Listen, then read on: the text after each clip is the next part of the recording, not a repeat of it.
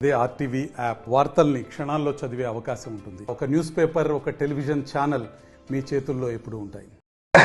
నమస్తే అండి.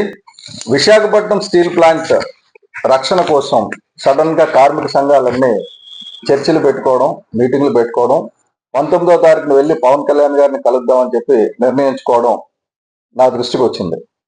ఈ విషయంలో అంటే స్టీల్ ప్లాంట్ ప్రైవేటీకరణ విషయంలో మొట్టమొదటి నుంచి ఎవరు తత్సారం చేస్తున్నారు, ఎవరు రెస్పాన్సిబుల్ అన్న విషయం ప్రజల దగ్గరికి పెట్టాలన్న ఉద్దేశంతో నేను మీ ముందుకు వచ్చాను.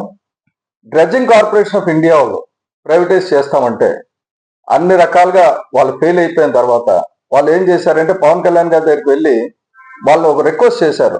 ఏంటి, మీరు తప్ప ఎవరు దీన్ని ఆపలేరు, మీరు దయచేసి దీన్ని ఆపండి అంటే పవన్ కళ్యాణ్ గారు ప్రైవేటీకరణ జరగకుండా డ్రెడ్జింగ్ కార్పొరేషన్ ఆపారు. ఇది ఒక సక్సెస్ స్టోరీ.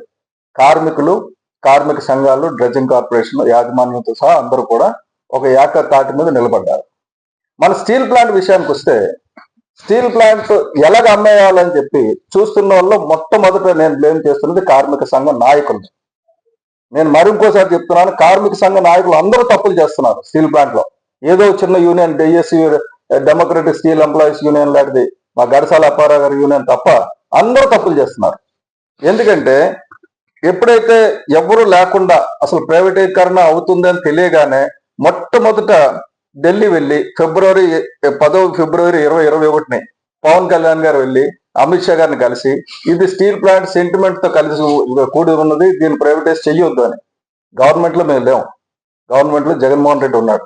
జగన్మోహన్ రెడ్డి వెళ్ళ, ఇప్పుడు మాట్లాడుతున్న విజయసాయి రెడ్డి, బొత్స, తత్సాలు ఎవ్వడు వెళ్ళ. పవన్ కళ్యాణ్ గారు పరిగెట్టుకుని వెళ్ళి దీన్ని ప్రైవేటైజ్ చేయకండి, ఇది సెంటిమెంట్ తో కలిసి ఉన్నది, ఎంతో మంది ప్రాణత్యాగాలు చేసి 32 మంది ప్రాణత్యాగాలు చేసి సంపాదించుకున్నది, మిగతా ఇన్వెస్ట్మెంట్ లాగా డిస్ఇన్వెస్ట్మెంట్ లాగా దీన్ని ట్రీట్ చేయకండి అని రిక్వెస్ట్ చేసి వచ్చారు. ఆ రిక్వెస్ట్ చేసేటప్పటికి స్టీల్ ప్లాంట్ లో ఒక టెంట్ కానీ, ఒక ఉద్యమం కానీ, అంటే నిర్వాసితుల తరపున కానీ, కార్మిక తరపున కానీ ఎవరు మొదలు పెట్టాల. అమ్మో ఒకవేళ ప్రైవేటైజేషన్ ఆగిపోతే పవన్ కళ్యాణ్ గారికి ఎక్కడ క్రెడిట్ వచ్చేస్తుందో అని గబగబా ఆదరాగా సంఘాలన్నీ దుకాణాలు తెరిచి కూర్చున్నాయి. దుకాణాలు, నేను చాలా హార్ష్ పదాలు వాడుతున్నాను, దుకాణాలు తెరిచి కూర్చున్నాయి. కూర్చొని దొంగ ఉద్యమాలు, ఏది సరైన ఉద్యమం కాదు. ఉక్కు నిర్వాసితుల తరపున నిలబడడానికి ఎవరు రాలేదు, ఉక్కు నిర్వాసితులను కూడా మోసం చేశారు అందరు కలిసి. ఉక్కు నిర్వాసితులు కష్టపడుతున్నారు, అప్పటి నుంచి ఈ రోజు వరకు కష్టపడుతున్నారు. వాళ్ళని పక్కకు తోసేసి కార్మిక సంఘాలు దూరిపోయి వీళ్ళే పెద్దల కింద, వీళ్ళే పెద్ద టెంట్ కింద పెట్టుకుని నడిపారు.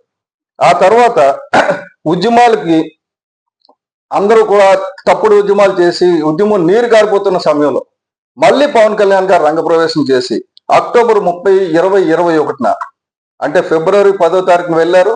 మళ్ళీ అక్టోబర్కి వచ్చేసరికి ఈ ఉద్యమాలు, దొంగ ఉద్యమాలు అన్ని సరిగ్గా జరగడం లేదు. కేంద్రంలో వెళ్ళి నిలదీసి ప్రధానమంత్రి గారిని పార్లమెంట్ దగ్గరికి వెళ్ళి కూర్చొని అడగాలి, డిమాండ్ చేయాలి, అఖిలపక్షం వేయాలని చెప్పి పవన్ కళ్యాణ్ గారు ఇక్కడ మీటింగ్ పెట్టి అఖిలపక్షం వేయమంటే అఖిలపక్షం వేయడానికి ఒక్క నాయకుడికి ఇష్టంలా. ముఖ్యంగా జగన్మోహన్ రెడ్డికి, విజయసాయి రెడ్డికి, బొత్సాలకి ఇప్పుడు మాట్లాడుతున్న ఒక్క నాయకుడికి ఇష్టంలా. కాబట్టి ఇక్కడ విశాఖపట్నంలో పాదయాత్రలు చేస్తూ గాలం గడిపాడు ఆ విజయసాయి రెడ్డి. కాబట్టి అది అయిపోయింది. తర్వాత మళ్ళీ డిసెంబర్ 12వ తారీఖుని పవన్ కళ్యాణ్ గారు 1 డే నిరాహార దీక్ష చేశారు. అప్పుడు కూడా వీళ్ళెవరు కూడా కార్మిక నాయకులు, పెద్ద నాయకులు ఎవరు వెళ్ళి పవన్ కళ్యాణ్ గారు మీరు నిరాహార దీక్ష చేశారు, మీతో మేము ఉంటామని అనలా. అప్పుడు ఏదో గంధం వెంకట్రావు లాంటి చిన్న నాయకుడు వెళ్ళారు, అంతే తప్ప పెద్ద నాయకులు ఎవరు వెళ్ళా. అయిపోయింది. కావలసిన నాటకాలన్నీ ఆడారు. ప్రైవేటీకరణకి ఏం చేయాలో, ఎంత సహాయం చేయాలో అంత సహాయం జగన్మోహన్ రెడ్డి, విజయసాయి రెడ్డి వీళ్ళందరూ కలిసి దగ్గరుండి చేశారు. ఎందుకంటే ఒక్క అఖిల పక్షాన్ని తీసుకొని వెళ్ళి కేంద్రాన్ని నిలదీలా, వద్దని అడగల, వెళ్ళి బతిమాల అన్నారు. ఏం లేదు, ఒక లెటర్ రాయడం, అసెంబ్లీలో తీర్మానం చెప్పడం, ఇది పక్కన పడేయడం. ప్రెషర్ ఎక్కడ బిల్డ్ చేశారు, ఆల్ పార్టీస్ దగ్గర నుంచి ఎక్కడ తీసుకెళ్లారు, కార్మిక సంఘాలను ఎక్కడ తీసుకెళ్లా. ఏ కార్మిక నాయకుడైనా సరే జగన్మోహన్ రెడ్డి నిలదీశాడా ముఖ్యమంత్రిగా ఉన్నప్పుడు, నువ్వు ఎందుకు తీసుకెళ్లదని? ఈ రోజు విజయసాయి రెడ్డి చెప్తున్నాడు, నిన్న విజయసాయి రెడ్డి చెప్తాడు, ఇవాళ విజయసాయి రెడ్డి చెప్తాడు పవన్ గారు మేము ఉన్నంతకాలం ఆపాం. ఏమాపారు? మీరు ఉన్నంతకాలం దాని ప్రాసెస్ అంతా సాగనిచ్చారు లోపాయకారంగా. అలాగే బొత్స చెప్తారు, నిన్న మేము ఆపాం, మీరు ఆపాలని. మీరు ఎందుకు అఖిలపక్షాన్ని తీసుకెళ్లేదు? బొత్స సత్యబాబు గారు కానీ, రాకపోతే ఇక గుట్కా నాని కానీ వీళ్ళందరూ కూడా ఎందుకు మీరు అఖిలపక్షాన్ని వేయడమని అడగలేదు. ఆ రోజు ఏం చెప్పారండి, ఈ కిల్లీలు నవలేవాడు, కోడిగుడ్డు మంత్రి వీళ్ళందరూ ఏం చెప్పారండి, పవన్ కళ్యాణ్ గారికి మోడీ గారి అపాయింట్మెంట్ దొరకడం లేదు, మాతో వచ్చి ఫోటో తీసుకుందాం అనుకుంటున్నారు. మోడీ గారు పవన్ కళ్యాణ్ గారికి ఎటువంటి గౌరవం ఇచ్చారో దేశం కాదు ప్రపంచం అంతా చూసింది. కానీ ఈ రోజు కూడా ఈ విజయసాయి రెడ్డి కానీ ఆ మిగతా రెడ్లు తత్తిమారెడ్లు కానీ రాకపోతే వాళ్ళు చెంచాలు ఊడిగం చేస్తున్న మిగతా ఈ నాయకులు కానీ సోకాళ్ళు అంబటి రాంబాబు, డైమండ్ రాణీలు ఎవరు కూడా అంతా మాట్లాడడానికే తప్ప దేనికి పనికిరారు. అఖిల పక్షం ఎందుకు వేయలేదు అన్న ప్రశ్న. యువ స్టీల్ ప్లాంట్ లో యువ నాయకులందరూ కలిసి పవన్ కళ్యాణ్ గారిని కలుద్దాం అనుకుంటున్నారు. చాలా మంచిది. కానీ కలిసే ముందు పాత పద్ధతిలో తువ్వాళ్ళు మెడలేసి కొడతారు చూసారా, అలాగే చాచిపెట్టి కొట్టాలి యూనియన్ నాయకులందరినీ. ఎందుకు ఇన్నాళ్ళు మీరు పవన్ కళ్యాణ్ దగ్గరికి వెళ్ళలేదు, ఎందుకు ఇన్నాళ్ళు మీరు అఖిల పక్షం వేయలేదని ఎందుకు అడగలేకపోతున్నారు?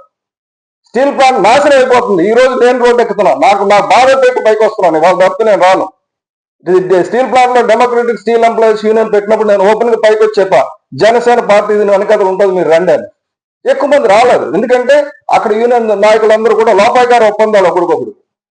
ఒక యూనియన్ లో ఉంటాడు, ఐఎన్టీయూస్ యూనియన్ లో ఉంటాడు వైసీపీ పార్టీతో, అంటే తాళి కట్టించుకుని ఒకటితోటి సంసారం ఒకటితోటి మంత్రి రాజశేఖర్ లాంటి.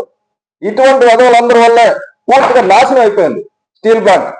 ఈ రోజు నేను చెప్తున్నా, స్టీల్ ప్లాంట్ కావాలనుకుంటే, నిలబెట్టాలనుకుంటే తక్షణం అఖిల పక్షం ఏర్పాటు చేసి కార్మిక నాయకులందరూ ఒక తాటి మీదకి వచ్చి యాజమాన్యంతో సహా కార్మిక నాయకులతో సహా అందరూ కలిసి కేంద్రానికి వెళ్ళాలి. ముఖ్యమంత్రి చంద్రబాబు నాయుడు గారి ఆధ్వర్యంలో తీసుకెళ్ళాలి. వెళ్ళేటట్టే ప్రయత్నం చేశారా మీరు?